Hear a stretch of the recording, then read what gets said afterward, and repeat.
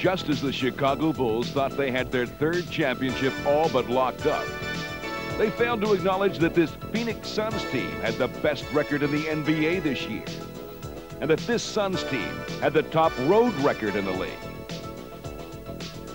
And with their backs to the wall, these Suns would have to play the games of their lives as they would come into Chicago Stadium down 2-0 in the series, and certainly with bleak prospects of bringing home a championship.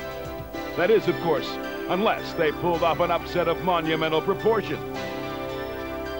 And that's exactly what they did in a classic triple overtime game that put the Suns back in the series. Now that the momentum has shifted, is another victory in Chicago awaiting the Suns? From Chicago Stadium, it's the Phoenix Suns versus the Chicago Bulls in Game 4 of the NBA Finals. Starting for the Suns at forward are Richard Dumas and Sir Charles Barkley. Mark West is at the center spot, and KJ, Kevin Johnson, and Dan Marley make up the guard. For the Bulls, the familiar duo of Scottie Pippen and Horace Grant are up front. Bill Cartwright's the man in the middle, and B.J. Armstrong and Michael Jordan round out the backcourt. Paul Westphal's the head coach for the Phoenix Suns, while Phil Jackson leads the Bulls. In first quarter action, Dumas passes cross-court to KJ, and he finds West all alone under the hoop for the jam. Pippen with the ball passes to Cartwright, and he loses it. But Grant gets to it and slams it home. Sir Charles drives the lane and finds Dumas open, and he scores on the spectacular reverse. Jordan dishes to Cartwright, who misses the jumper. But Grant scores on the wild tip. And in the middle of the first, it's a 14-10 Chicago lead. Pippen throws a lazy pass that's picked off by Dumas, and he goes behind his back and scores on the super layup.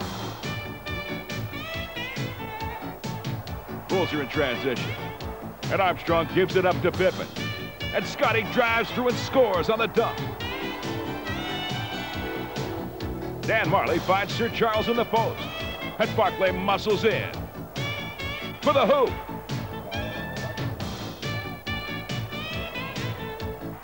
Jordan throws the outlet to PJ, and he sets up Pippen, who sends in the alley-oop slam. And at the end of the first period, the Bulls still lead at 31-27.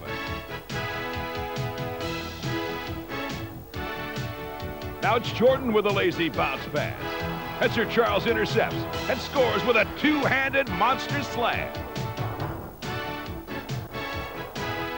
Michael Jordan up high, drives through the defense, and rises above everyone to score on the jam. Paxson now brings it up and gives off to Pippen. And Scottie returns it to John for the three. And in the middle of the second, it's 50-43 Chicago. KJ dishes off to Marley. And Thunder Dan doesn't hesitate to knock down the tray. Jordan brings the ball up in transition, beats Marley, and swoops in through the defense for the slam. KJ throws the quick outlet to Marley. And Thunder Dan fakes Jordan, gets fouled, and then nails the three.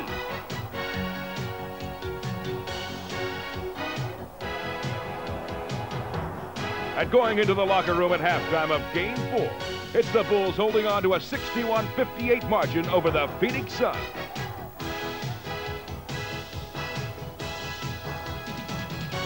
In the first half, the Bulls outshot the Suns 58% to 48%, and Jordan was amazing with 33 points. The Suns continued to bury the three, as Marley hit on 3 of 4 from long range.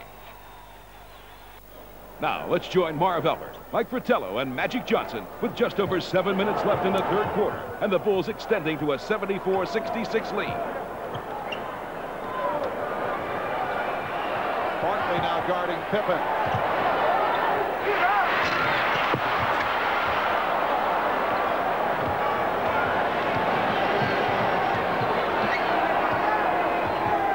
Miller sets the pick.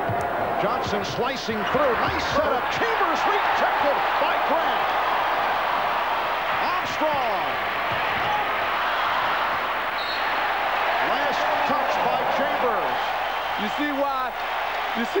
miss Horace Grant so much in Game 3 because not only can he rebound, but he can also block shots, as Mike pointed out earlier. Now they're getting the new 24. Scott Williams setting the pick. Grant is fouled. Foul by Miller. Puts Phoenix over the limit. Oliver Miller called for his third. When we come back following this timeout, Horace Grant will head to the foul line. Chicago leading by 8. Well, Michael Jordan has certainly been going to the drive tonight. 8 for 10 when he has taken it to the basket. 8 of 14 with the jump shot. In effect, he has been red hot no matter what he has been doing, but Phil Jackson wanted him to put the ball on the floor and take it to the basket. He has 39 points, 54 by Jordan. Game 4 against the Knicks is the high game in the playoffs this season, followed by the 44 by Barkley and Jordan, and then Jordan had 43 Game 1 against Cleveland. Most points ever in an NBA Finals game, 61. Scored by the current general manager of the Los Angeles Clippers, Elgin Baylor. He had 61 against the Boston Celtics back in April of 62, followed by 55 by Rick Barry, and Jerry West had a 53-point game against the Celtics back in 69. You know, I think people forget about those two guys scoring that many points. Now, if I'm Phoenix, what I want to do here is try to keep this game within 10. Make sure you don't let it get over 10 because you got to stay in striking distance. And I think they should now run an inside play to Charles Barkley. Ball's fortunate to get it back. Here's Jordan. And again, Jordan with it. Armstrong for 3. The Bulls with only their second three-pointer, but they extend to an 11-point advantage. B.J. Armstrong, the best three-point shooter percentage-wise in the NBA this past regular season. Johnson rejected by Williams. Last touch by Kevin Johnson. Words between Charles Barkley and Scottie Pippen. Well, it's the first time that they had words on either side. Today, you had two skirmishes. Now, this one by Barkley and Pippen, and the other one by Kevin Johnson and B.J. And normally, you haven't had anything in this series. That little thing between Pippen and Barkley actually started about 2 or 3 minutes ago on a free throw situation where Barkley started to go in a little bit too early. Pippen hit him with a little elbow. Barkley shoved him back and just stood and looked at him. Well, to me, I thought both teams have been a little too friendly, and now it's starting to heat up finally. That's a palming violation. You mentioned a couple of games back that you felt it was wrong for Michael Jordan. And here's another look at Barkley and Pippen having words at close range. You thought it was wrong during the series for Barkley and Jordan, who are friendly, to have dinner, spend that much time together. Williams called for the foul. Well, I think what I'm trying to say is that you have to have some kind of fear and some kind of, not hate, but dislike for the team if you're going to try to win the championship. And now this series is finally heating up because the other night they all came over, both the Phoenix Suns and the Chicago Bulls was at Michael Jordan's restaurant, and I turned to Quinn Buckner and I said, this is the first time I ever seen two teams that were in the finals having dinner together. And when I played in the championship, I never went out to dinner with any of the guys. I always felt they were the enemy.